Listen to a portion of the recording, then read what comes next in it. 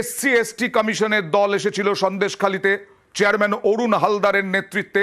তিনি বলেছিলেন রাষ্ট্রপতি পাঠিয়েছেন এই দলকে, রাষ্ট্রপতির কাছে তার রিপোর্ট জমা দেবেন। আর এই মুহূর্তের খবর, রাষ্ট্রপতি শাসনের সুপারিশ করলেন অরুণ হালদার, অর্থাৎ যিনি এসসি এসটির চেয়ারম্যান, অর্থাৎ এসসি এসটি কমিশন, জাতীয় তপশিলি জাতি উপজাতি কমিশন। কি বললেন অরুণ হালদার, দেখুন। महामहिम राष्ट्रपति मैडम को जो रिपोर्ट दिया है उसमें ये चीज़ लिखा है कि मैडम अभी आराम से जो कानून में है आराम से आप राष्ट्रपति शासन के लिए अब सुपारिश कर सकता है, क्योंकि बंगाल का हालत अभी इतना ख़राब है। विशेष रूप से जो शोषित वंचित श्रेणी का लोग होता है, इनको सेव करने के लिए सरकार को अलग दृष्टि से देखना चाहिए, जो बंगाल पे नहीं हो रहा है। आर्टिकल 338 में इनको सेफगार्ड करने का प्रावधान है, और आर्टिकल 338 में एट्रोसिटी वायलेट करने के बाद, बार बार वायलेट करने के बाद अगर किसी भी हालत में सुधार नहीं कर सकता है तो उसका आधार पर भी राष्ट्रपति शासन जारी हो सकता है। ये कानून का आधार पर हम लोग महामहिम राष्ट्रपति से इमीडिएट आराम से राष्ट्रपति शासन हो सकता है, ये कानून में है। ये चीज़ महामहिम राष्ट्रपति को मैंने बता दिया। কথা বলবো তৃণমূল মুখপাত্র জয়প্রকাশ মজুমদারের সঙ্গে। জয়প্রকাশ বাবু, আপনি শুনলেন, ইনি হচ্ছেন জাতীয় এসসি এসটি কমিশনের চেয়ারম্যান অরুণ হালদার। বললেন আরামসে রাষ্ট্রপতি শাসন করা যায় পশ্চিমবঙ্গে। কি বলবেন? দেখুন, অরুণ হালদারের একটুখানি আপনারা ব্যাকগ্রাউন্ড চেক করবেন।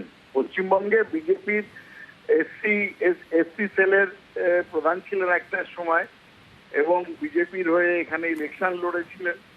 তার পরবর্তী ক্ষেত্রে তাকে তুলে নিয়ে যাওয়া হয়, এসসি চেয়ারম্যান কমিশনের চেয়ারম্যান করে দেওয়া হয়। শিক্ষাগত যোগ্যতা কি ইত্যাদি ইত্যাদি, তার আগের কি করেছেন সেগুলো আপনারা চেক করলেই ভালো, আমরা বললে খারাপ শোনাবে।